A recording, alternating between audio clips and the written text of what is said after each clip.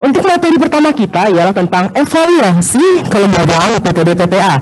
Di sini materi akan dipaparkan oleh Ibu Dini Yuli, SEMM, selaku staf ahli Menteri Bidang Hubungan Antar Lembaga. Dan untuk diskusinya akan dimoderatori oleh Ibu Prita selaku analisis kepegawaian ahli media pada Biro Sumber Daya Manusia dan Umum. Kepada Ibu Prita dan Ibu Rini, waktu dan tempat silakan. Terima kasih.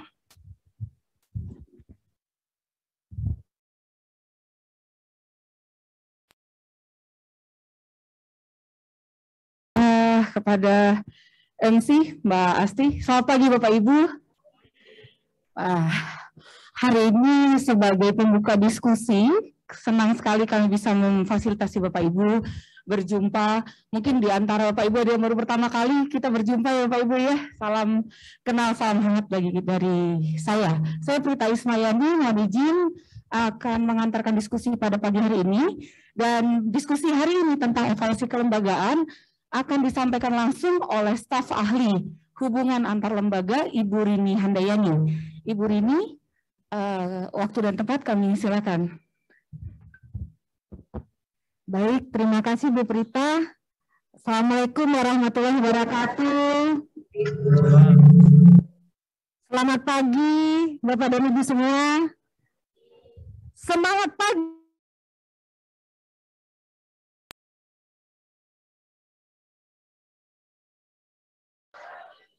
Ya.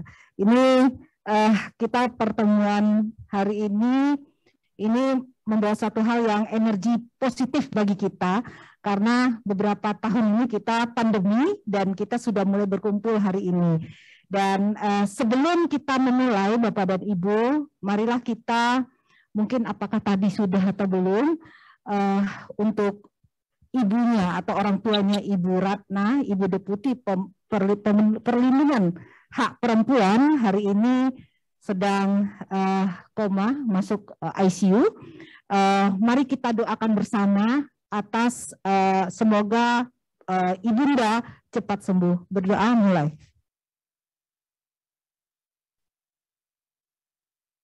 Berdoa selesai. Terima kasih Bapak dan Ibu semua. Tepuk tangan dulu buat kita semua. Hari ini kami diberikan amanah oleh Ibu Deputi bagaimana kita membicarakan terkait dengan evaluasi kelembagaan UPTD PPA. Nah, sebagaimana kita tahu bahwa dasar dari pembentukan UPTD yang selama ini tentunya adalah berdasarkan Undang-Undang Pemda, kemudian dari peraturan pemerintah. Nah, pada bulan Mei kemarin, ya, jadi mungkin slide kedua ya, nggak ada ininya ya, poin. Jadi sudah bisakah Mbak? Nah, jadi pada bulan Mei telah diundangkan melalui Undang-Undang Nomor 12 Tahun 2022 terkait undang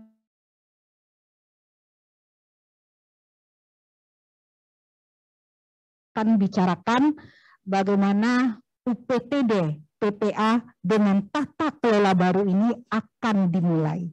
Jadi 12 April itu diketok palu oleh DPR, 12 Mei 1 bulan pas itu telah diundangkan melalui Undang-Undang 12.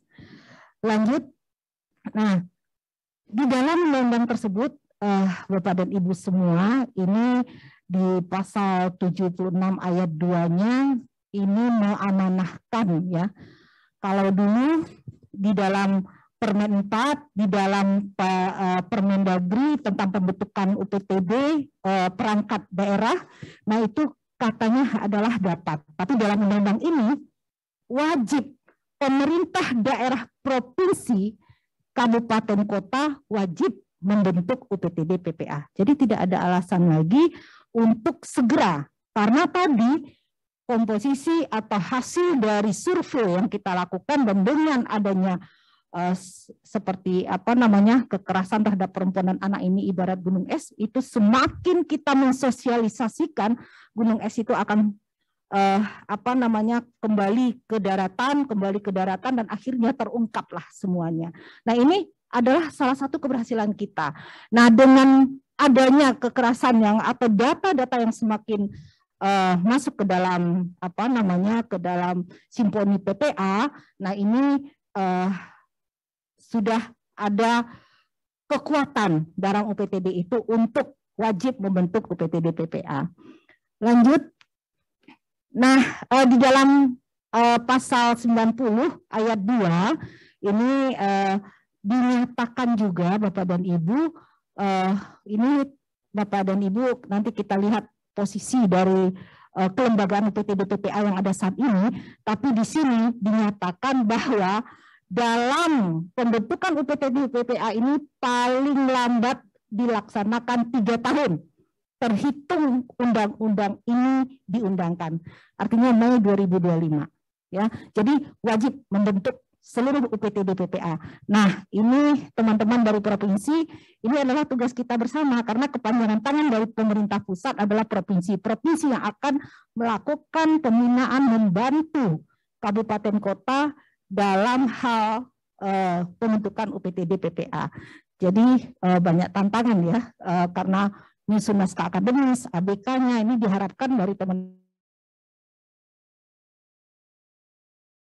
Nah, ini dibalik. Tadi di ayat 2 menyatakan yang belum terbentuk itu 3 tahun dikasih. Tapi di ayat 1 sebenarnya ini disampaikan bahwa UPTD PPA, nah Bapak Ibu yang sudah terbentuk UPTD-nya saat ini, sebelum undang-undang ini disahkan, artinya sebelum tahun Mei 2022 sudah terbentuk UPTD PPA, maka ya tetap menjalankan tugas dan fungsinya terkait dengan TPKS ini. Dan wajib menyesuaikan dengan undang-undang ini paling lambat 2 tahun terhitung undang-undang ini diundangkan. Jadi tata kelola, tata kerja UPTD dengan cara baru, ya nanti kita lihat seperti apa. Ini wajib dilakukan sampai 2024. Nah, yang penekanannya adalah bahwa UPTD PPA sudah melaksanakan tambahan tugas baru, bukan tugas tambahan baru. Ini ingat nih, ini ada perbedaan. Ya, tambahan tugas baru artinya wajib. Kalau tugas tambahan itu hanya tambahan, bisa ya, bisa tidak. Ya, jadi kita harus bertanya, ini adalah tambahan tugas baru yang harus dilaksanakan. Ini amanat dari Undang-Undang 12 tahun 2022. Ya, jadi kalau kita menyebutnya ini agak ini ya, kalau misalnya penekanan seperti itu. Lanjut. Nah, ini komposisi yang saat ini. Terima kasih Bu Prita yang sudah membuat data, dan terima kasih Bapak Ibu semuanya yang juga sudah mengisi Bitly yang kami edarkan. Nah, ini Bu Asdep, terima kasih juga untuk kesempatan pada pagi hari ini kita bisa ketemu ya Bu Anissa, untuk kita berdiskusi lebih banyak, lebih intens kalau kita bertemu tatap muka ya. Nah, sudah terbentuk dari, kalau kita lihat provinsi, kalau tingkat provinsi yang sudah terbentuk itu 33 provinsi sudah terbentuk, kecuali Gorontalo. Nah, ini nanti kami akan kejar. Ini kenapa Gorontalo masih belum terbentuk UPTD PPA, padahal dari Kementerian Dalam Negeri sudah ada surat untuk silahkan untuk membentuk persetujuan. Ya, jadi ini. Nah, kemudian kita lihat proporsinya. Kalau sekarang sekitar 211, ya 211, di mana kita lihat ada provinsi yang sudah terbentuk UPTD PPA-nya di semua kabupaten kota. Yang pertama Provinsi Lampung. Tepuk tangan buat Provinsi Lampung. Mana Pak Afsar? Ya, terima kasih Bu. Udah. Kemudian yang kedua Provinsi Riau. Ya, Provinsi Riau mana? Oh, Ibu. Nusa Tenggara Barat. Ya, terima kasih. Nah, inilah 3 provinsi yang sudah terbentuk seluruh kabupaten kotanya UPTD PPA. Dan yang kurang 1, ini mari kita dorong, yaitu Kepulauan Riau, Bangka Belitung, Banten, DIY, Bali, Sulawesi Tenggara. Tepuk tangan Ya benar, luar biasa ya ini peran provinsi mendorong untuk UPTD PPA ini luar biasa. Jadi kita saling bantu di dalam persoalan misalnya yang sederhana saja. Naskah akademis secara ngitungnya gimana, saya buatnya gimana sih? Analisis beban kerjanya seperti apa? Nah ini kita bantu yang belum. Nah yang kurang ini kita tetap memberikan semangat. Ayo kita bantu bersama ya teman Bapak Ibu semua. Yaitu Maluku ini belum ada yang terbantu. Hanya provinsi yang baru terbentuk ya dari 11 kabupaten kotanya. Jadi daerah Kalimantan Utara baru belum juga terbentuk di kabupaten kotanya, Jawa Tengah dari 35 kabupaten kota ini hanya 2 baru 6% ya yang terbentuk, Sulawesi Tengah 8%, Nusa Tenggara Timur 9%, Gorontalo 17%, Sulawesi Barat 17%, Jawa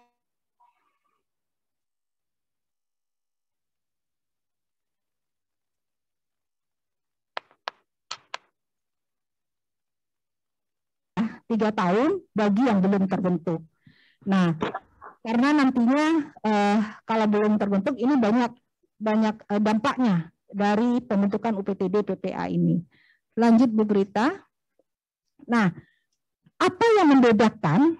Mari kita mulai membahas, membuka pemikiran, melihat kembali seperti apa yang Bapak Ibu nih, yang pengelola pengampu yang ada menjalankan di unit UPTD. Nah ini seperti apa? Karena di dalam Permen 4 itu definisi yang lama dan di dalam Undang-Undang 12 tahun 2022 ini UPTD PPA ini adalah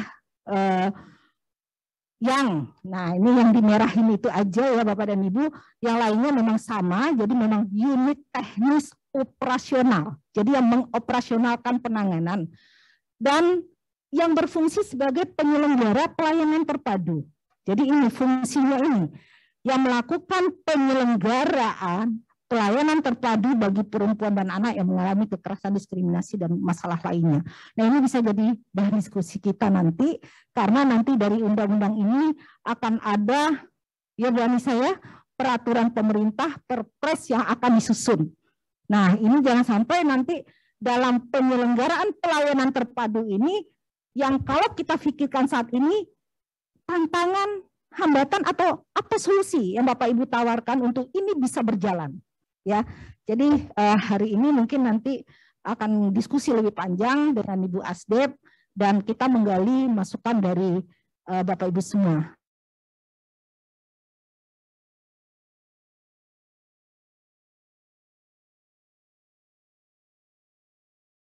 PPA kalau kita lihat di Permen PPA nomor 4 2018 yang selama ini kita lakukan itu ada 6 layanan. Benar nggak Bapak Ibu? Nah, 6 layanan tersebut di dalam Undang-Undang 12 tahun 2022 itu menjadi 11. Apakah yang 6 ini ada di dalam yang 11? Ada. Kita lihat penerimaan pengaduan nomor 1 yang warnanya sama, itu terintegrasi semua. Kemudian penjangkauan korban ada yang warna pink. Yang ketiga, pengelolaan kasus ada di mana? Pengelolaan kasus ada mulai dari penerimaan laporan sampai kepada pemantauan. Nah, itu terintegrasi. Jadi semua kasus itu dikelola mulai dari menerima laporan sampai terminasi. Jadi sampai pemantauannya. Kemudian yang keempat, penampungan sementara ada di nomor 8. Jadi ini lebih didetailkan.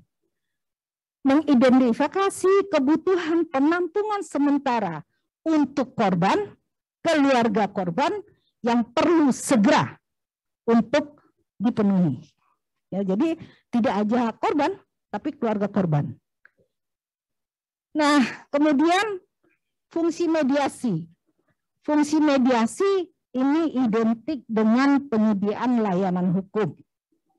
Nah, kemudian pendampingan korban. Pendampingan ini ini diurai Bapak dan Ibu dari yang warna hitam semua. Jadi pendampingan apa? Dari pendampingan dalam memberikan informasi tentang hak korban. Memberikan pendampingan dalam pemberian layanan kesehatan. Jadi tugas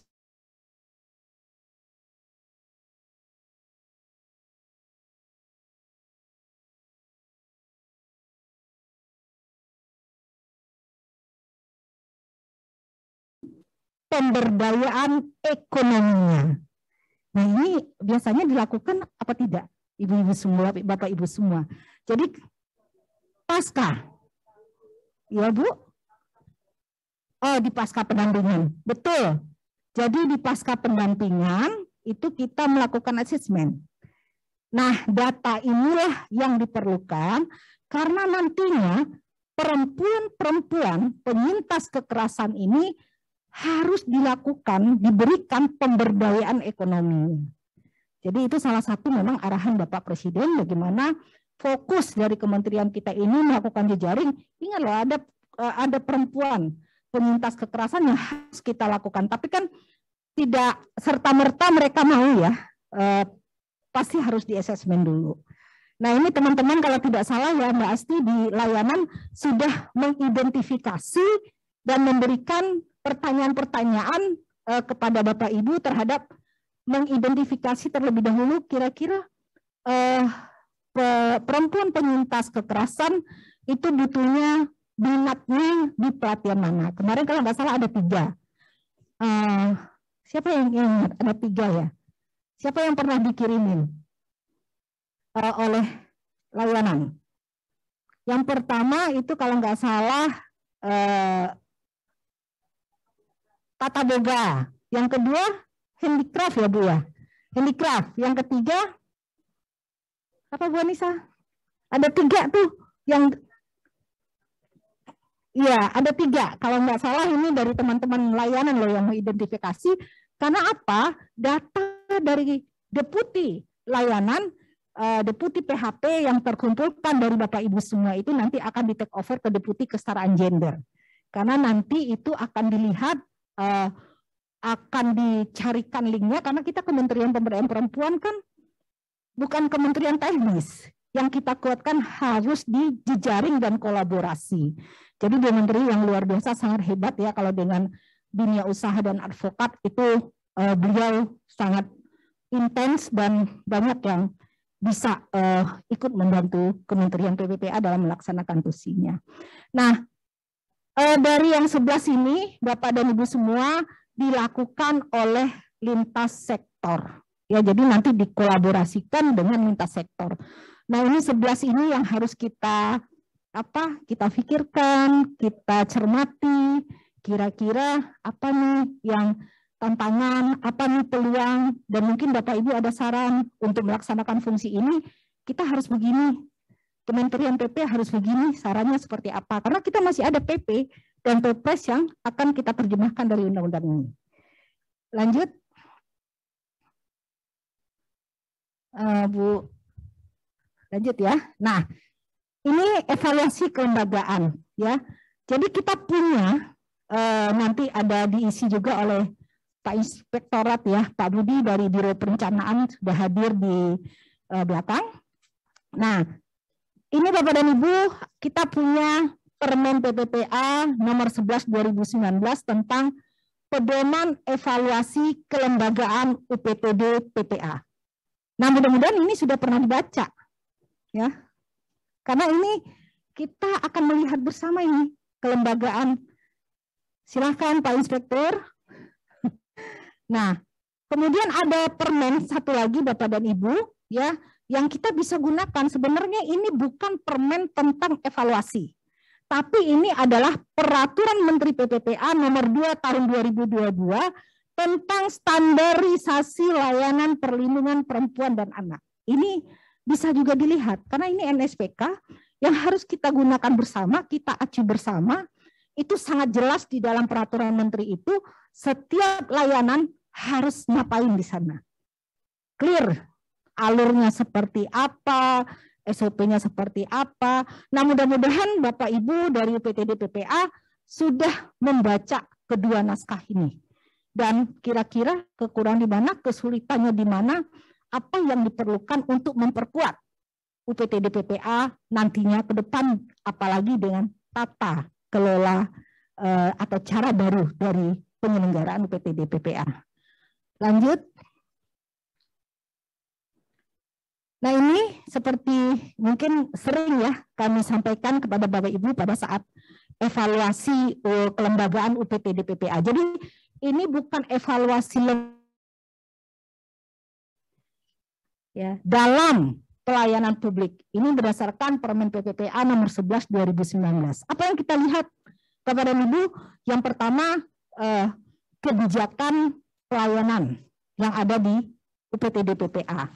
Jadi apakah sudah ada maklumat, sudah ada SOP, kemudian nanti dengan tata cara kerjanya seperti apa yang kita sudah susun ya. Sebelumnya kita sudah paham ini gitu ya. Nah, kemudian kita lihat lagi profesional SDM yang ada di UPTD PPA. Yang saat ini, nanti kita lihat SDM seperti apa yang dimandatkan oleh Permen 4 dan dibandingkan dengan yang ada dalam Undang-Undang 12 tahun 2022. Kemudian sarana prasarana, sistem informasi, konsultasi, dan pengaduan. Kemudian yang tidak kalah adalah inovasi. Nah, Bapak dan Ibu terkait dengan inovasi ini banyak sekali di beberapa waktu yang lalu UPTD PPA ini masuk ke dalam inovasi top 99 ya yang diberikan oleh Kemenpan RB. Maka semakin banyak kita mengusulkan inovasi-inovasi ini semakin mengangkat. Ada loh keberadaan UPTD PPA ini dibutuhkan dan bermanfaat bagi perempuan dan anak korban kekerasan.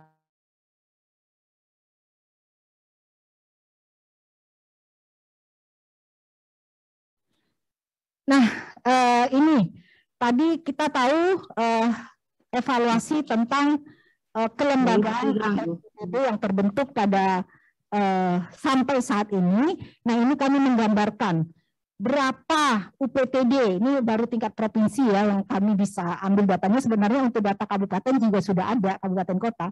Dari 34 provinsi yang termasuk UPTD dengan kelas A, nah ini sekitar 31. Yang belum terbentuk memang Gorontalo. Ini memang kita percepat. Dan 2 itu tidak di dalam kelas A, tapi di kelas lainnya. Sulawesi Tenggara di kelas B, Jawa Tengah itu bentuknya SPT ya. Nah, ini nanti mungkin kita cek lagi, evaluasi lagi. Mungkin sudah ada perubahan atau seperti apa, Bapak Ibu silakan menginformasikan. Lanjut. Nah, dilihat dari ketenagaan atau sumber daya manusia yang harus ada. Ini kenapa 2 ini yang kami ambil ya? Kenapa tidak ada mediator nggak dimasukkan, pendamping tidak dimasukin? Karena ini yang menjadi kendala terus. Kekosongan yang ini kami lihat terkait psikolog klinis. Ya. Dari 34 provinsi itu yang punya psikolog klinis itu hanya sekitar 15 provinsi. Yang lainnya belum tersedia. Nah, ini solusinya seperti apa gitu ya. Dan yang berikutnya adalah Peksos. Peksos ini bukan miliknya Kementerian Sosial saja Bapak dan Ibu. Peksos ini milik semuanya. Dan itu sudah ada nanti kolaborasi lebih baik kita lakukan misalnya dengan adanya Undang-Undang 12 ini 2022. Nah, kalau kita lihat posisi saat ini dari 34 provinsi itu yang punya Peksos hanya 6 dan 28.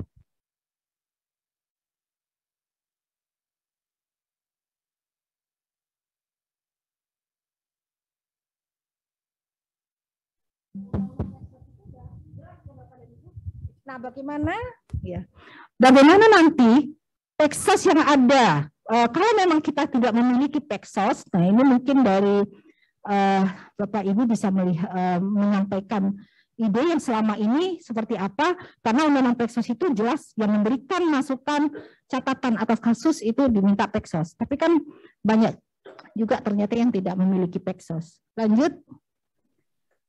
Nah, terkait sarana prasarana, karena tadi ada evaluasi kelembagaan yang terkait ini penting sekali kita evaluasi, karena rumah perlindungan baru kami lagi dari hasil pemetaan dari Bapak Ibu sebenarnya bisa kami kota yang 211 itu memiliki rumah perlindungan apa tidak. Dari provinsi saja Bapak dan Ibu semua ada 34 provinsi ini yang punya rumah perlindungan yang terpisah itu hanya 12 provinsi, ya. Dan yang yang ada rumah perlindungan tapi kamarnya itu rumah perlindungan itu menyatu dengan kantor UPTD. Itu ada 5 provinsi, ya. Ada di ruang situ, ada di sini kami jadi menyatu. Kemudian juga ada yang 3 yang dari 12 yang menyatakan sewa ini yang sudah punya saja Bapak dan Ibu, 3 dari 12 itu mengontrak. Nah ini apa betul, apa tidak, Lampung, Sulawesi Tengah, Sulawesi Selatan, ya Bu Misi ya. Nah itu anggarannya dari mana ya? Dari DAK. Nah, kenapa yang lain tidak bisa kalau memang belum punya, gitu ya? Nanti Pak Inspektur nanti yang akan menyampaikan terkait dengan DAK sama Pak Budi. Nah, di sini saatnya kita sharing menggunakan yang efektif, efisien dari pengelolaan nanti penggunaan dana DAK. Lanjut. Nah, ini juga penting. Kami melihat mengevaluasi dari catatan yang Bapak Ibu berikan, hotline ini penting untuk menerima pengaduan, respon cepat, ya. Sekarang udah berbasis IT. Dari 34 provinsi yang punya hotline itu 26. Sementara 7 belum. Ya. 26 pun ada yang hotline-nya menggunakan nomor telepon kantor. Nah, apakah ini UPTD PPA ini bisa terhubung nggak dengan korban kalau menggunakan kantor apakah 24 jam? Ibu? Nah, ini konteksnya. Jadi nanti kita melihat kalau bisa ini kan nanti hotline-nya ini nanti akan terhubung dengan layanan SAPA 129. Ya. Jadi 7 ini mungkin nanti siapa ya yang belum punya hotline, terus caranya bagaimana ya, kami tidak menyebutkan karena data dari Bapak Ibu semua ada di Bitly. Lanjut.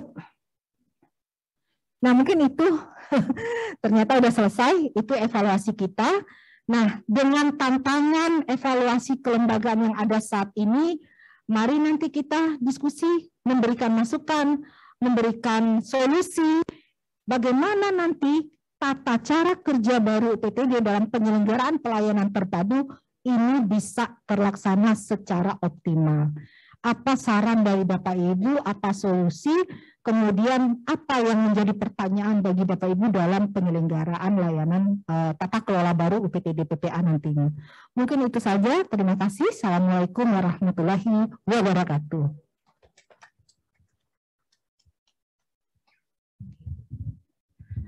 Baik, terima kasih Ibu Rini, staf ahli hubungan antar lembaga Kementerian Pemberdayaan Perempuan dan Perlindungan Anak. Bu Rini telah mengantarkan diskusi terkait hasil evaluasi kami Kementerian PPPA tentang kesiapan UPTD PPA dalam menyambut UPTD PPA dalam tata kelola baru. Kira-kira seperti itu ya Bu Rini. Baik, Bapak Ibu saya juga mohon maaf belum menyapa rekan-rekan yang di dalam Zoom meeting. Selamat pagi Bapak Ibu. Semoga diskusi kita dapat diikuti dimanapun Bapak Ibu berada. Selanjutnya kita masih punya cukup banyak waktu. Terima kasih Bu Rini sangat efisien memanfaatkan waktu. kita bisa melakukan diskusi terkait kelembagaan UPTD BPA, termasuk tadi ya dalam mempersiapkan tata kelola baru berdasarkan Undang-Undang 12/2022 tentang TPKS. Barangkali di antara kita pasti saya yakin sudah mencermati ya bersama-sama, sehingga Bapak Ibu juga tadi sudah cukup lancar bisa menunjukkan bahwa tugas kita dari 6 itu menjadi 11.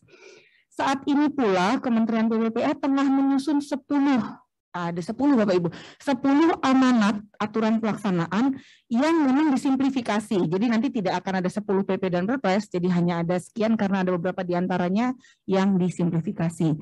Salah satu yang tengah dibahas sangat intens begitu ya, dan sangat terkait dengan kita adalah rancangan peraturan Presiden tentang UPTD PPA. Nah, itulah sebabnya ya tadi Bu Rini juga menyampaikan bahwa dalam 2 tahun kita harus segera menyesuaikan, dan dalam 3 tahun yang belum membentuk akan segera membentuk karena menjadi kewajiban dalam Undang-Undang 12/2022. Bapak Ibu, kami memberikan kesempatan yang seluas-luasnya bagi kita semua untuk mendiskusikan hal tersebut. Waktunya sangat tepat karena Perpresnya sedang dalam penyusunan, begitu. Jadi kami mengharapkan mendapatkan masukan atau bahkan ada permasalahan begitu ya yang sebelumnya ini memang sudah ditemui oleh Bapak Ibu di lapangan yang mungkin menjadi masukan dalam penyusunan Perpres nanti. Jadi artinya kendala-kendala Bapak di lapangan akan kami dorong di dalam Perpresnya, dan ini menjadi rekomendasi ya, agar memberikan kesempatan yang sama kepada kita semua, mumpung memang waktunya masih panjang, tapi kami harap nanti diskusinya jangan berpanjang-panjang, dan mohon maaf sebelumnya jika perlu kami akan memotong diskusi Bapak Ibu, kami mohon maaf. Baik, 2 orang dulu dari ruang rapat, langsung 2 orang dulu dari ruang rapat, nanti ya lalu nanti kami lanjut 2 lagi dari Zoom meeting ya. Ya, ini sifatnya diskusi, barangkali kami tidak bisa menjawab ya Bapak Ibu ya, semua kami kami catat menjadi masukan dalam rekomendasi. Baik, Ibu di depan dan Bapak yang di pojok sana dulu, mohon maaf tadi dari sini agak kurang. Baik, 2 dulu, silakan Ibu. Nama dan asal daerahnya. Walaupun saya udah kenal sebenarnya. Saya udah kenal kalau yang ini. Silakan Ibu.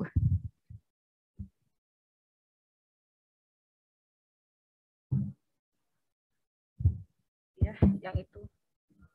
Ini aja dulu deh. Ya, sekalian. Baik, terima kasih untuk kesempatan yang diberikan. Assalamualaikum warahmatullahi wabarakatuh. Selamat pagi dan salam sejahtera bagi kita sekalian. Yang saya hormati Ibu Rini, staf ahli Menteri Bidang Kerjasama Hubungan Antar Lembaga, Ibu Prita dari Ortala sebagai moderator. Terima kasih juga kepada Asisten Deputi Pelayanan Perempuan Korban Kekerasan yang sudah menyelenggarakan kegiatan ini. Terus terang mungkin kami dari daerah juga sama ya perasaannya. Ini kesempatan pertama kita hadir bersama-sama bertemu dalam rangka membicarakan banyak hal sebetulnya. Sebetulnya kalau sehari rasanya tidak cukup untuk membahas ya, tapi bersyukur bahwa momen ini ada. Kita mulai pagi ini ternyata dengan mengevaluasi kelembagaan. Kemudian ada beberapa perubahan tata kelola UPTD nantinya yang perlu mengantisipasi diterbitkannya beberapa peraturan, termasuk yang paling anyar ini adalah Undang-Undang Tindak Pidana Kekerasan Seksual, di mana di banyak pasal di akhir-akhir, pasal 70 ke belakang itu banyak sekali menyebutkan peranan, fungsi, dan tugas dari UPTD.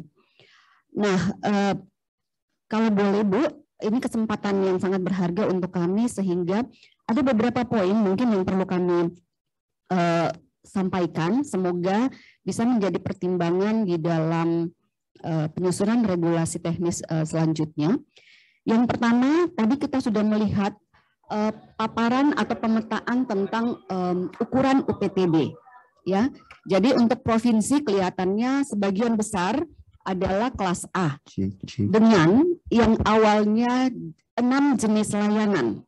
Jadi size kelas A UPTD di provinsi itu sama dengan kabupaten kota melaksanakan 6 jenis layanan. Dengan diundangkannya Undang-Undang Tindak Pidana Kekerasan Seksual, jenis layanan kemudian menjadi 11 ya. Yang memang 5 tambahan ini adalah uraian breakdown dari satu layanan yaitu pendampingan. Tetapi kalau kita mencermati, mohon izin Ibu Sam, rehabilitasi sosial, pemberdayaan sosial, reintegrasi sosial, saya kira kita sama-sama paham bahwa sebetulnya quote and quote itu tadinya adalah tanggung jawab dinas sosial.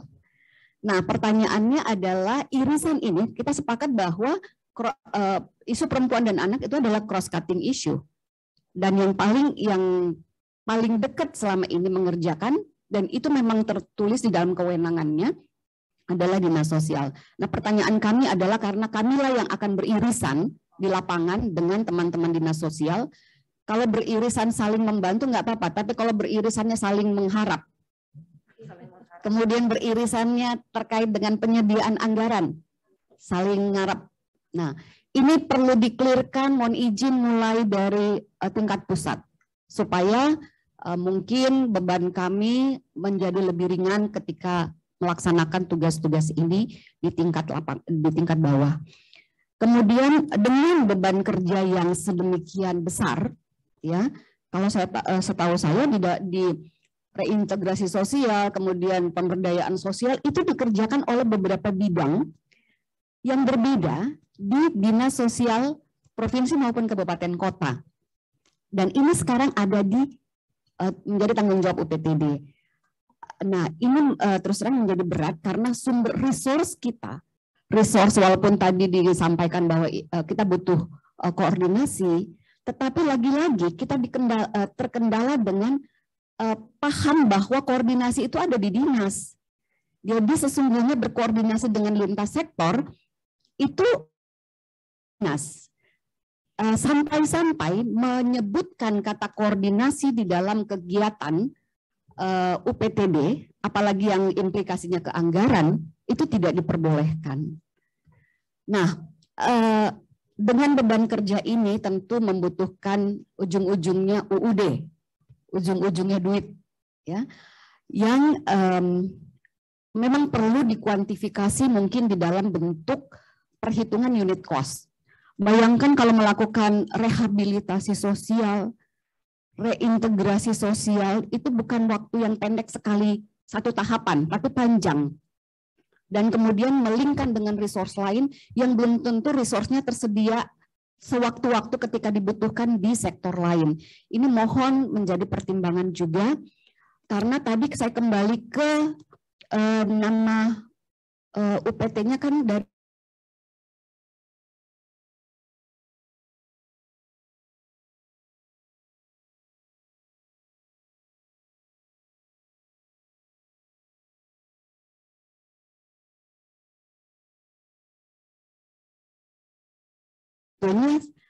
kadang-kadang sulit dibedakan dengan PPA di Polres, di kepolisian maupun Polda. Untung di tingkat Polda sudah menjadi renakta kalau kami di provinsi. Nah, tetapi terlepas dari nomenklatur nama, isinya adalah layanan terpadu. Diharapkan menyelenggarakan layanan terpadu. Nah, ini tentu ketika dia terpadu, asumsi saya terpadu itu berarti kita terpadu dengan lintas sektoral. Tetapi ini menjadi pusat yang akan diharapkan menjadi one stop service. Sehingga menurut saya ada kontradiksi antara fungsi yang diharapkan dan kemampuan. Sekarang mau koordinasi. Kalau dulu mungkin menghindari kebingungan antara UPT PP2 TP2A dan P2 TP2A yang lama sehingga dijadikan menjadi PPA. Tetapi kemudian ketika ternyata fungsinya diharapkan juga layanan terpadu, maka terpadunya di mana? Apakah terpadu dalam bentuk one stop service yang kemudian sektor lain masuk, atau one stop service yang UPTD bertanggung jawab menyelenggarakan. Karena kalaupun ini 11 layanan tadi tidak bisa kita akses ke sektor lain, maka yang bertanggung jawab melaksanakan itu adalah UPTD dengan cara apapun. Saya ingat sekali dulu kenapa kami harus menyediakan rumah perlindungan, rumah aman. Kami sudah hampir 8 tahun menyediakan rumah perlindungan sebelum UPTD sendiri terbentuk. Karena kebutuhan, kami tanya rumah aman itu di sosial, tapi tidak pernah berhasil. Belum ada kasus yang bisa berhasil kita titipkan di layanan tersebut. Sehingga apa yang saya mau sampaikan adalah kita perlu mengantisipasi kondisi-kondisi di mana akses layanan di sektor lain itu tidak bisa kita akses dan akhirnya harus menjadi beban tanggung jawab yang perlu kita antisipasi untuk penyediaannya. Kemudian terkait dengan ukuran dan beban kerja. Teman-teman, apa kabarnya? Apakah punya energi cukup, punya kewenangan cukup untuk melakukan koordinasi dengan lintas sektor? Tidak. Kira-kira gimana solusinya? UPTD dengan level eselonisasi 3B. Kami dengan teman-teman bidang di dinas lain saja kurang setengah level gitu, nggak level gitu ya, masih kurang setengah level. Belum lagi kalau misalnya harus koordinasi dengan kejaksaan, pengadilan, kemudian Kementerian Agama untuk koordinasi di tingkat bidangnya saja, itu sudah ada kendala psikologis, kewenangan. Sehingga dihubungkan dengan beban kerja tadi. Beberapa hari lalu kami berdiskusi dengan Ibu Sekretaris Dinas, terus dia komentar bahwa kalau kepala UPT itu dengan Sekretaris Dinas, TPP-nya, tunjangan kinerjanya, penghasilannya itu malah sama. Kenapa? Karena ternyata beban kerja yang dihitung itu dianggap setara. Nah, apakah dengan pengakuan beban kerja yang sekian besar, itu tidak memungkinkan untuk mengusulkan penyesuaian. Saya tidak mengatakan bahwa harus dinaikkan atau apa, tapi penyesuaian level kewenangan. Bagaimana Pak? Setuju. Iya. Mungkin beberapa waktu kami juga beberapa kali konsultasi dan jawabannya adalah, oh itu sudah ada aturannya, nggak bisa dirubah. Tapi kan aturan kita juga yang buat dan lembaga ini baru sehingga menemukan keseimbangan antara produk dan dan layanan itu, serta saya sedang ilmu dari Pak Inspektur kemarin bagaimana delivery service dan apa tadi Pak yang productionnya, manufacturing ya, manufacturing service dan penyediaan dan ya, itu perlu seimbang. Jadi bagaimana mungkin kita bisa melakukan fit in dengan tugas kita kalau tadi satu level kewenangan, kemudian kedua, mohon maaf kalau saya jadinya memborong semua, tetapi mumpung ingat kemudian di fungsional tadi ada tercatat 2 fungsional, yaitu psikolog klinis dan pekerja sosial. Saya kira untuk ketersediaan pekerja sosial itu cukup banyak. Tinggal kebijakan dan willingness untuk merekrut. Dan alhamdulillah setelah 3 tahun mengusulkan, akhirnya Provinsi Sulawesi Selatan bisa merekrut, tapi baru karena mungkin salah yaitunya baru psikolog, baru S1 psikologi ya sebagai konselor, tetapi akan kami usulkan untuk disekolahkan supaya kita sudah punya produknya. Kita sudah pegang orangnya. Nah, tetapi kemudian banyak nama jabatan yang masih membutuhkan nama baru jabatan yang belum terakomodir di dalam Permenpan terkait jabatan fungsional.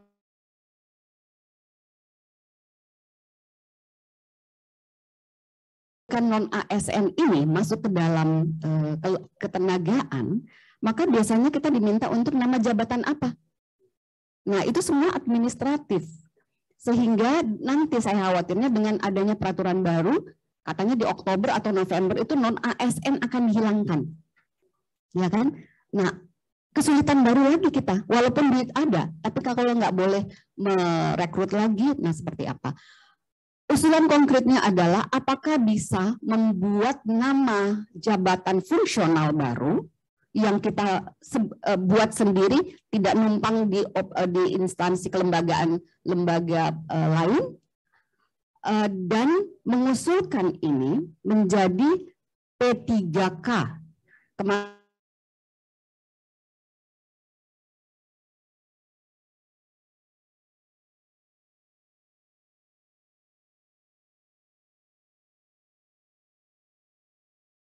Kemudian untuk dana DAK non-fisik, terima kasih banyak kepada Kementerian PPPA yang sudah memfasilitasi. Jadi saya percaya bahwa kita ini seperti lagi berproses, memang tidak mudah. Kalau berubah dari kepompong menjadi kupu-kupu, prosesnya berat. Prosesnya kita harus bersusah-susah untuk keluar dari kepompong itu. Ini sedang kita proses. Nah, Kementerian telah memfasilitasi dengan dana alokasi khusus non-fisik yang cukup, menurut kami cukup besar, cukup kok untuk kita pakai.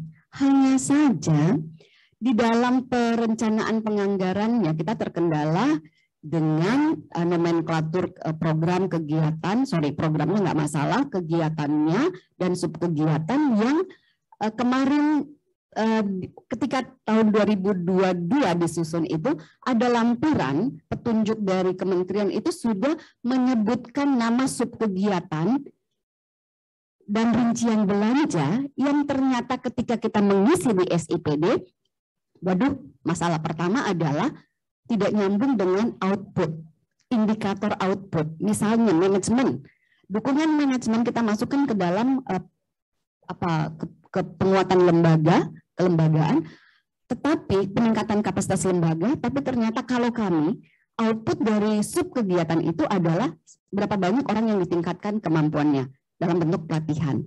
Sementara kita operasional. Nah, ini yang apakah masih memungkinkan, saya nggak tahu bagaimana caranya, apakah di juknis atau tinggal di lampirannya saja yang dirubah atau seperti apa, masih ada kesempatan untuk tahun 2023, kita masih ada sedikit waktu untuk bisa menyesuaikan itu.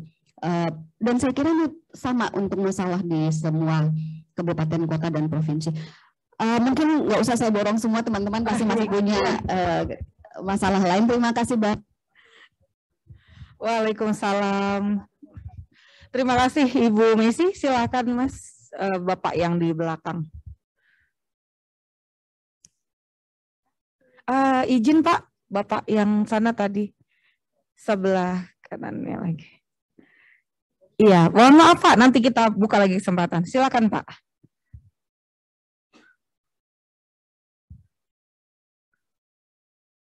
Silakan bersiap-siap yang di Zoom meeting, Bapak Ibu.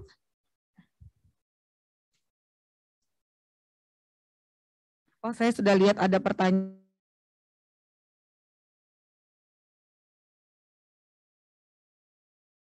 Silakan, Pak. Oh, oke.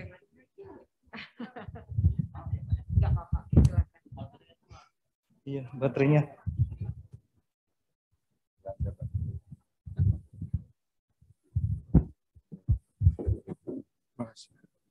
Terima kasih. Assalamualaikum warahmatullahi wabarakatuh. Selamat pagi, salam sejahtera buat kita semua. Pertama, saya kenalkan diri, saya Muhammad Mitra Lubis dari Sumatera Utara. Mohon izin Bapak, Ibu Panitia, dan peserta sekalian, kenapa kami ada dua. Kebetulan satu dibiayai oleh APBD untuk berangkat kemari, karena kami menganggap bahwa pertemuan ini adalah pertemuan penting untuk membangun UPTD, TPA menjadi lebih baik. Karena lebih sampai hari ini, bahwa pekerjaan dari UPTD ini sangat menarik dan menantang sekali, apalagi ditambah dengan Undang-Undang 12 tahun 2002. Kebetulan saya sebagai tenaga ahli hukum untuk pendampingan anak dan perempuan. Latar belakang saya advokat, ya. Bagi kami pertemuan ini sangat berharga, karena ini ke depannya akan membuat kita lebih menggelitik dan men-trigger kita untuk bisa melihat kasus-kasus yang berkaitan tentang kekerasan anak dan perempuan. Nah, yang menjadi banyak kebingungan di kita, bahwa sekarang ini kita punya SAPA 129. Semua laporan masyarakat di seluruh Indonesia yang berkaitan dengan anak dan perempuan ini diterima dan kemudian didistribusikan ke kita di masing-masing provinsi. Dan kami akan mengkoordinasikannya ke kabupaten kota di mana kasus itu terjadi. Namun ada beberapa kasus memang yang itu terkadang menjadi simpang siur, gitu ya. Misalkan ya ini bukan konteks dari SAPA juga ya, tapi karena masyarakat memikirkan bahwa ada dinas pemberdayaan perempuan perlindungan anak, kemudian UPTD yang menyelenggarakan tentang pelayanan perlindungan perempuan dan anak korban kekerasan. Nah, kemudian masyarakat melaporkan gitu ya, misalkan ada seorang perempuan yang mengalami diskriminasi pemilihan kepala lingkungan misalkan gitu, pernah kita mendapat laporan.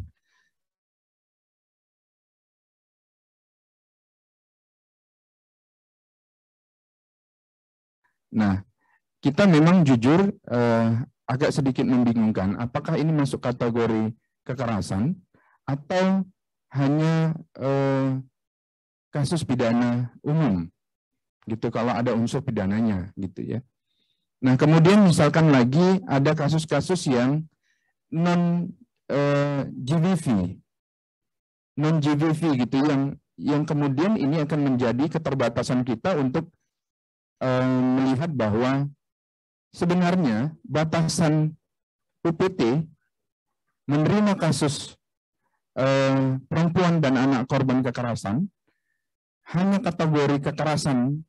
Nah, kalau kita melihat di Undang-Undang 12 2022 ada 18 jenis kekerasan seksual, gitu ya. Ini karena dikup pada konteks kekerasan seksual saja. Tapi ada kekerasan-kekerasan terhadap perempuan, gitu, yang memang ini kadang masuk ke ranah pidana umum. Seperti kemudian orang merasa bahwa perempuan dipukuli. Kemarin kita dapat di kasus Pak Mitra Lubis, mohon maaf, kita bahas kelembagaan bisa Pak?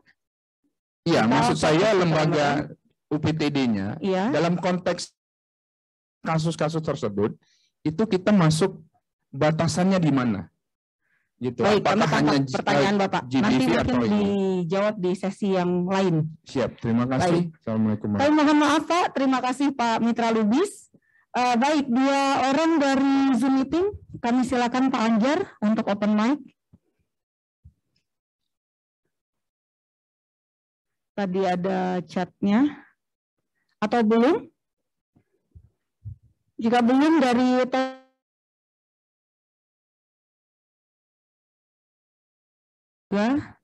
nanti pertanyaan dari Pak Anjar mohon izin saya bacakan. Silakan dari Toli-Toli. Kalau dibantu open mic dari sini bisa Mbak? Sudah ya? Tapi tetap tidak? Oke, baik. Saya membacakan dulu dari Pak Anjar, Jawa Barat. Berkaitan dengan penambahan fungsi dari UPTD PPA, di mana peranan UPTD PPA menjadi sangat strategis dalam layanan terpadu. Bertambah menjadi 11 layanan dan harus mengkoordinasikan kepada lembaga lain. Sementara kondisi UPTD PPA sebagaimana disampaikan oleh Ibu Rini, kondisinya masih belum optimal atau belum sesuai standar baik dari sisi sarpras, tenaga layanan maupun anggaran. Perlu ada penguatan dan dorongan dari pusat ke daerah untuk memperkuat UPTD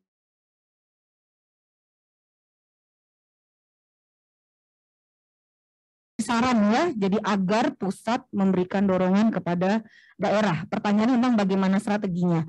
Baik Pak Anjar, ini kami tangkap maksudnya bahwa perlu ada dorongan dari pusat ke daerah mengingat masih banyaknya bukan kekurangan, artinya banyak keterbatasan di provinsi maupun di kabupaten kota.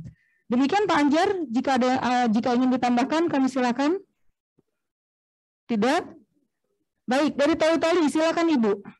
Mohon disampaikan namanya ya Bu.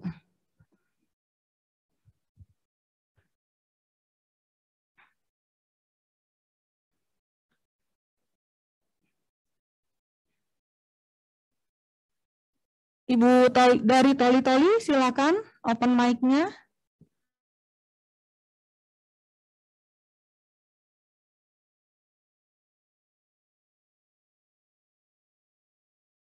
Ibu, bisa open mic, bisa menanyakan sekarang?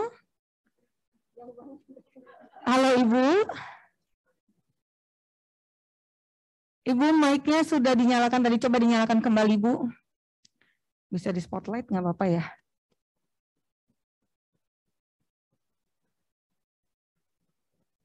Di open mic-nya? Nggak bisa open mic-nya? Bisa nggak Bu? Ibu bisa mengangguk atau menggeleng jika tidak mendengar suara kami, Bu? Ibu, baik. Kami oh ya, bisa Ibu? Baik, masih belum bisa. Baik, kami silakan penanya 2 lagi. Tadi dari depan sini 1, mohon izin karena cukup cepat. 1 lagi. Baik, dari meja tengah ya. Baik, silakan 2 penanya berikutnya. Hal-hal yang sudah disampaikan oleh penyampai sebelumnya mohon tidak diulangi kembali. Baik. Silakan. Terima kasih Ibu. Selamat pagi Bapak Ibu kami hormati. Ya. Kami dari NTT, kami menambahkan bahwa Itu namanya Pak? saya Samuel Ibu. Baik. Samuel dari P2TP2 Provinsi NTT. Kami belum menjadi UPTD ya. Karena masih dalam pengkajian walaupun telah 4 bulan lalu telah diajukan rancangan pergubnya. Ya. Masih akan pengkajian mengenai beban kerja kami. Beban kerja kami dan namun kami yakin bahwa tidak lama lagi akan segera bisa dibentuk ya untuk ya.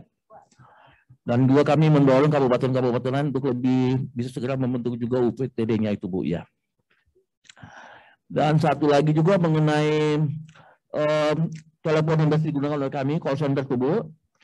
Itu memang kami selalu dorong agar telepon ini bisa digunakan oleh seluruh kita punya klien.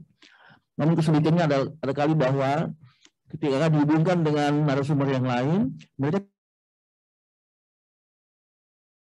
ya itu harus punya pulsa ya. Ternyata tidak punya pulsa, otomatis terputus Bu. Itu kesulitan kami semua ya. Ya. Ya. Dan juga mengenai 11 layanan ini, memang selama ini sudah dijalankan Ibu, sudah dijalankan oleh kami semua. Dan kami harapkan bahwa dengan bantuan dari bimbingan daripada pusat akan menjadi lebih baik kembali lagi. Ya. Kami punya shelter ada Bu. Kami di bidang shelter ya memang belum terlalu bagus Bu. Tetapi kami bisa ya, menampung klien yang tidak berani pulang karena kasusnya dan semua berjalan dengan baik. Hingga saat ini ada juga klien yang sedang menginap di kami punya shelter itu sendiri. Demikian laporan kami Ibu. Ya terima kasih banyak. Baik, terima kasih. Mohon izin Pak Samuel di sebelahnya Ibu yang berkerudung biru tadi ingin menyampaikan barangkali. Kami silakan Bu.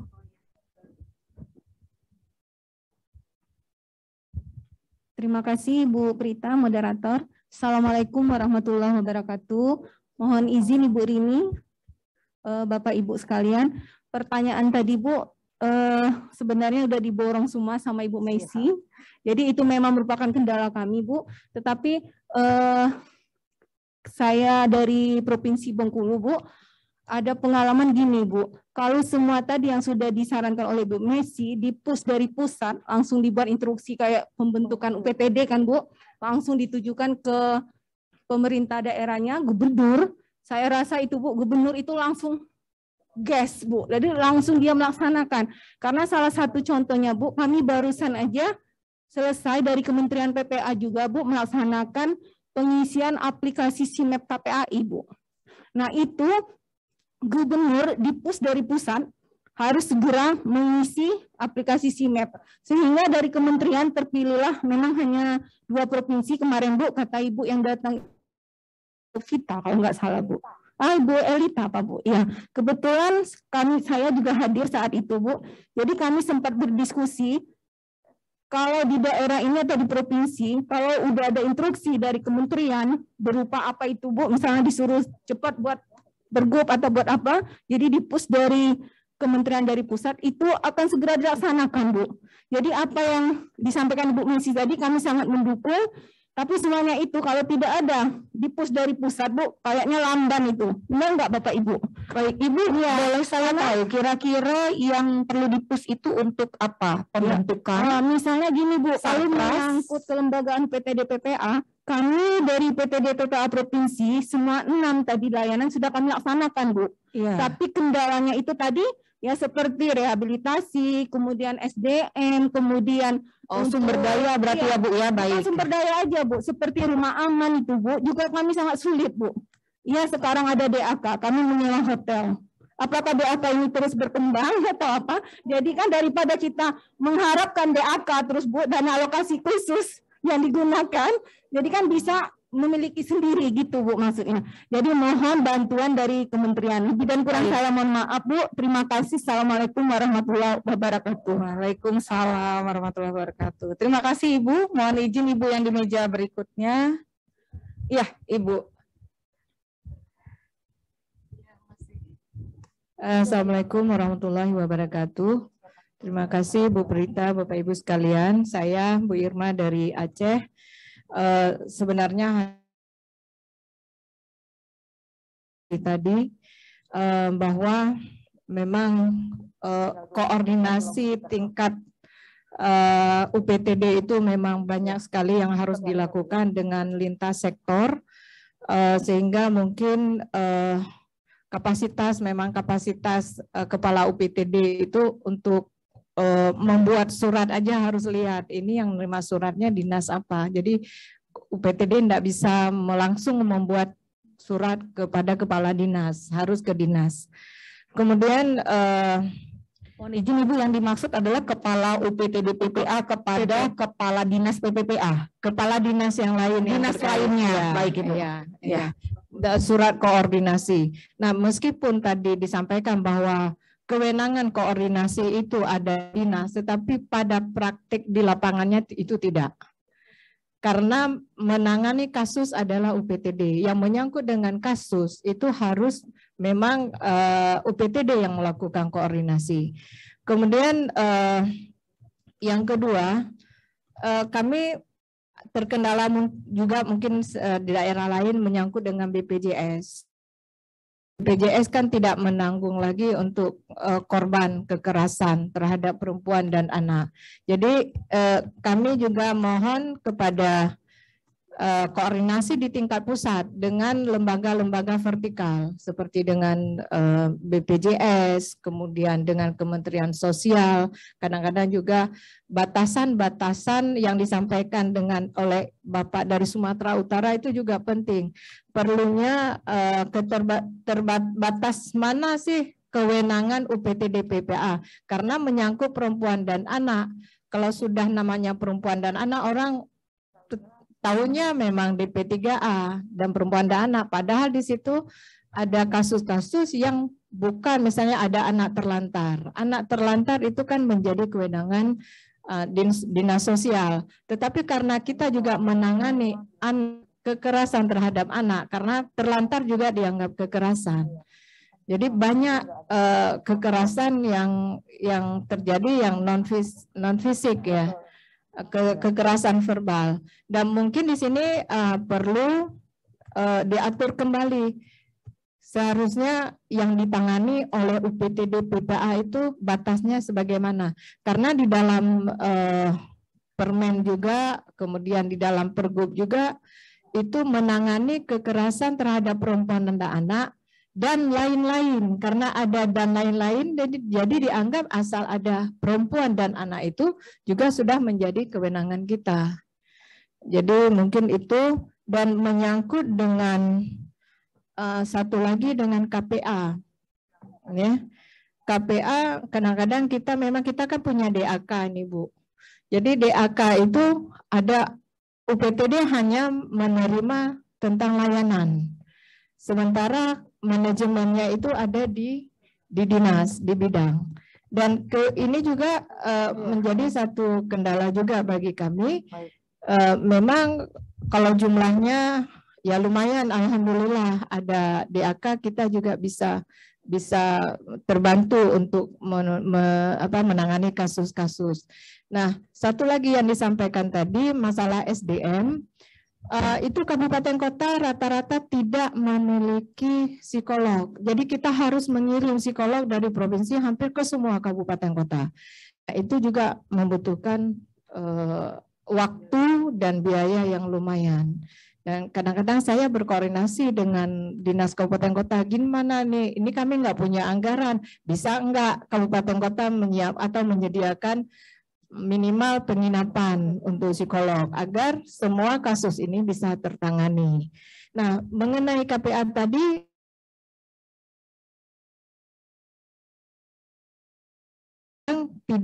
tidak semuanya mengerti kebutuhan yang kita lakukan. Mungkin itu saja. KPA itu kuasa pengguna anggaran. Kuasa pengguna anggaran. Terima kasih. Assalamualaikum warahmatullahi wabarakatuh. Baik, mohon izin. Satu lagi ya Bapak Ibu ya, karena saya terbatas tadi Bapak yang sudah terlanjur pegang mic boleh ya Pak ya yang ini. Nanti saya minta waktu. Baik, silakan Pak.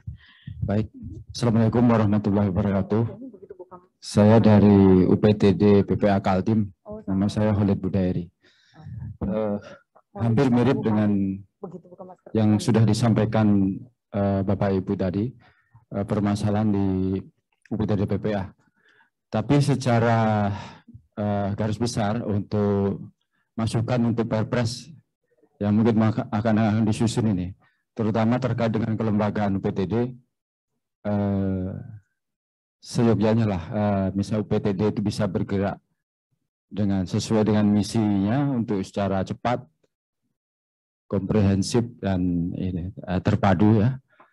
Jadi saya pikir karena situasionalnya penanganan pelayanan ini kan yang menangani UPTD. Jadi kalau misalnya kita diminta untuk selalu kemudian berkoordinasi kepada dinas, kemudian membuat laporan dulu untuk pengambilan keputusan, itu saya kira akan birokrasinya akan lebih panjang dan itu tidak membuat UPTD semakin lincah.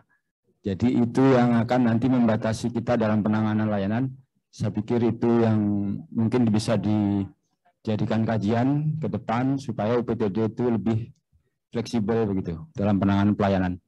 Itu aja Bu Brita, terima kasih. Bapak Ibu. Baik Bapak Ibu sekalian, kami mohon maaf kami hanya punya waktu 15 menit ke depan. Kita dengarkan tanggapan dulu dari Ibu Rini. Kami silakan Ibu. Terima kasih Bapak dan Ibu, tepuk tangan buat kita semua, ini luar biasa. Tantangan ya, tantangan tadi yang disampaikan.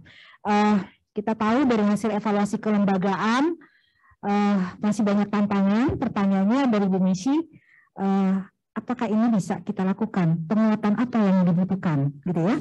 Jadi kami menampung tadi Bu Misi, Bapak Ibu, usulan dari Bapak Ibu yang pertama, apakah kita bisa bikin JF spesifik yang akhirnya nanti tidak tergantung dengan kementerian lembaga lain. Nah ini mungkin kita akan diskusikan dulu dengan Mentan nanti, karena memang kami mengancar-ancar juga untuk hal tersebut, karena kita ingin juga untuk pelayanan perempuan dan anak ini kira-kira JF apa, fungsional apa yang akan kita gunakan namanya yang memang itu tidak ada di kementerian lain. Nah ini PR kita bersama juga nih memikirkan ya Bapak dan Ibu, tapi itu akan kami tampung. Kemudian yang kedua, mohon izin nanti yang pertanyaan tentang DAK, anggaran, itu akan nanti dijawab oleh Pak Inspektur dan Bu Karoren KU yang sudah hadir juga bersama kita. Jadi itu silahkan nanti yang pertanyaan-pertanyaan tadi, mungkin Pak Inspektur juga sudah mencatat ya, nanti ada catatan juga dari kami, itu nanti pada sesi kedua. Yang kita fokuskan hari ini adalah kami yakin untuk kelembagaan, bagaimana kelembagaan bisa melaksanakan baru dari penyelenggaraan PPT tadi. Nah kemudian tadi juga ada, bukan nomenklatur ya, kepangkatan ya, tadi yang terkait eselonisasi. Nah eselonisasi itu kalau misalnya kepala bidang itu 3A, kepala UPTD dengan bebannya yang begitu banyak itu 3B. Nah, ini yang usulan dari Bapak Ibu semua, gimana ini nggak bisa disetarakan atau seperti apa? Kita cek dulu analisis beban kerjanya seperti apa nih Bu Prita. Nah, ini perlu juga kita dorong apakah nanti di PP atau di Perpres. Nah, ini seperti apa? Nanti izin Bapak Ibu kami belum bisa menjawab karena kami akan diskusikan dulu dengan Menpan dan juga dengan Kemendagri ya, dengan ODA. Nah, ini seperti apa? Syaratnya apa yang harus dipenuhi agar ini bisa dilakukan? Karena memang kalau kami melihat dari ASDEP yang menangani layanan perempuan dan anak saja di teman-teman layanan itu hampir 24 jam loh. Nah, tapi ini sama saja. Nah, kalau di pusat sama, kalau di daerah malah lebih turun eselonisasinya ya. Jadi ini yang sebenarnya nggak turun. Kalau misalnya dari promosi, nah ini juga bisa naik kan dari 3. Tapi memang dari beban analisis beban kerjanya, nah ini kita akan cek ulang. Terima kasih, nanti ini akan kami tampung. Kemudian juga dari beberapa pertanyaan dari Jawa Barat, Mas Anjar, Pak. Tadi Pak Lubis nanti ya Pak, kalau untuk substansi sejauh mana kewenangan penanganan tadi sama dengan Ibu dari Bengkulu, kalau ada kasus-kasus lain itu bisa nggak ditangani UPTD? Semua kasus perempuan dan anak itu larinya ke UPTD, seperti itu kan Bu? Nah, sejauh mana kewenangan kita? Secara definisi kategori yang nggak bisa kita tolak. Nah, ini mungkin perlu juga pembatasan atau seperti apa nanti kita diskusikan dalam diskusi hari ini. Ini berapa hari Bu Anissa? Oh, 1 hari. 3 hari ya. Yang mudah-mudahan cukup waktunya. Tapi tadi terima kasih, ini menjadi pemikiran kita juga bersama ya, pembatasan kewenangan nanti mungkin dengan substansi yang kita inikan Pak Lubis. Kemudian tadi Bapak dan Ibu terkait dengan apa tadi 129 itu nanti substansi juga ya, tapi nanti kita jawab yang kelembagaan dulu. Bapak terkait dengan call center tadi, banyak persoalannya tadi sudah kita petakan, yang punya call center secara langsung berapa.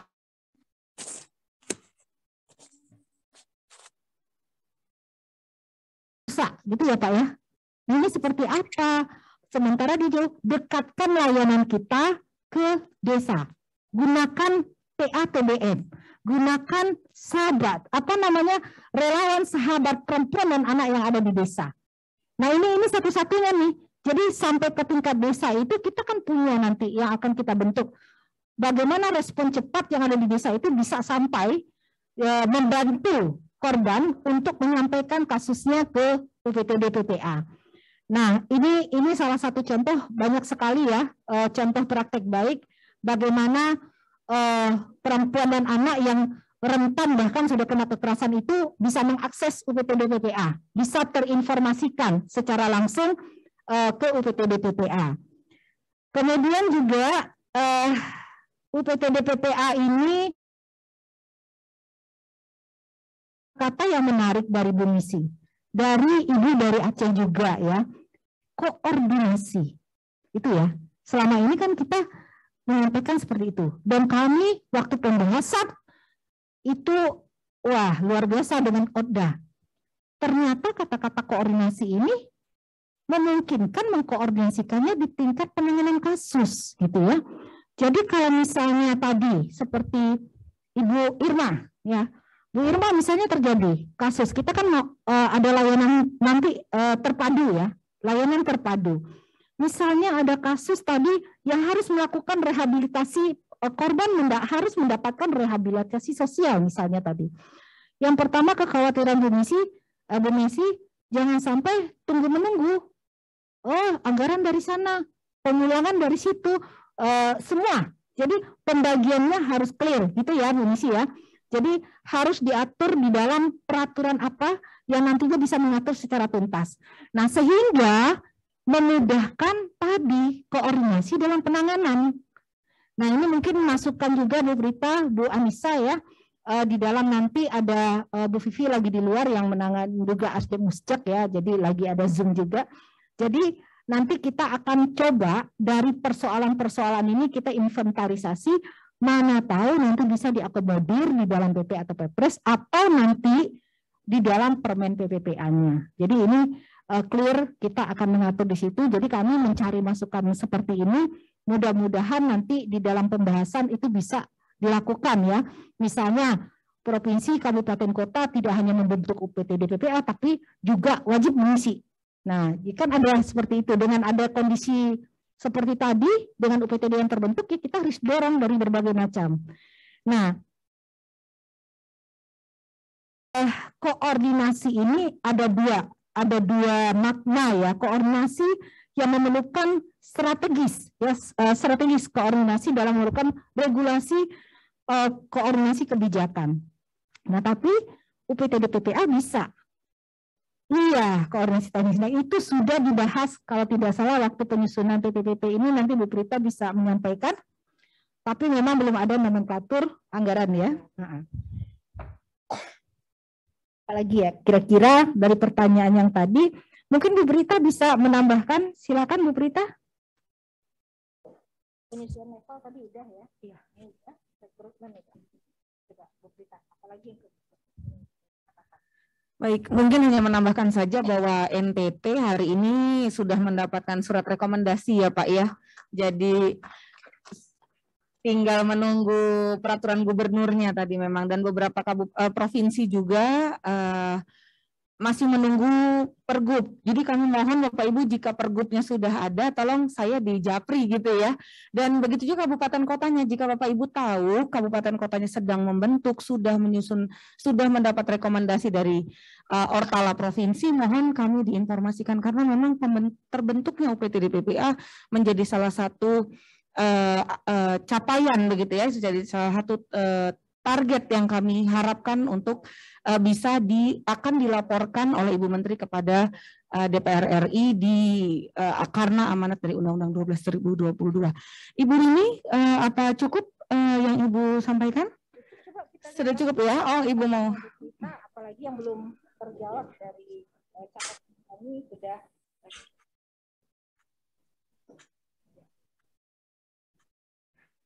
Kalau untuk Bengkulu tadi memohon ada dukungan dari pusat kepada gubernur, barangkali untuk terbentuknya sudah ya Bu ya? Sudah ada surat edaran, sudah Januari Bu, surat edaran dari Kemendagri kepada gubernur, bupati, wali kota. Dan sekarang dengan adanya undang-undang ada kata wajib, itu juga bisa Ibu mengingatkan. Jadi udah cukup kuat Bu untuk surat edaran kepada gubernur, bupati sudah dilakukan. Itu tanda tangan Menteri Dalam Negeri langsung waktu itu. Ya, oke. Baik, mungkin itu tambahannya Bu Rini.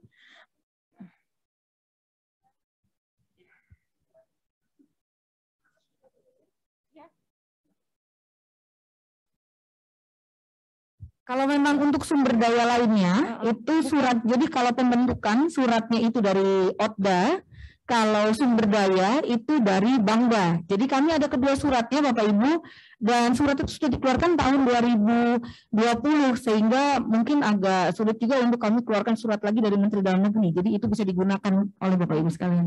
Maksudnya gini Bu, bukan untuk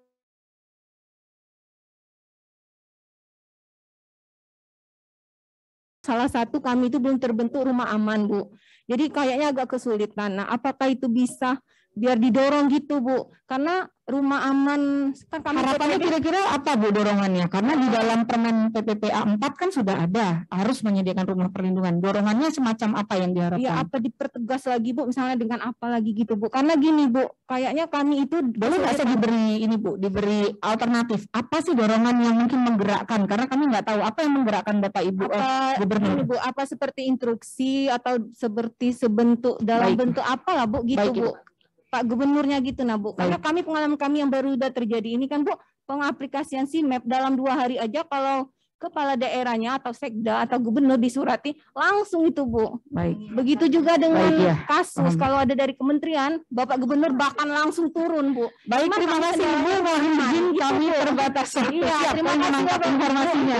Baik, baik Bapak Ibu, tidak terasa waktu membatasi perjumpaan kita. Banyak sekali masukan ya yang kami terima. Kami mohon tepuk tangan yang meriah untuk kita semua. Ya, saya pribadi tidak membatasi masukan Bapak Ibu. Nanti misalnya Bapak Ibu yang punya nomor saya gitu ya, nomor Bu Rini bisa disampaikan masukan-masukannya. Dan mohon maaf jika selama memfasilitasi diskusi ada yang kurang berkenan. Kami mohon maaf sekali, kami terbatas juga oleh waktu.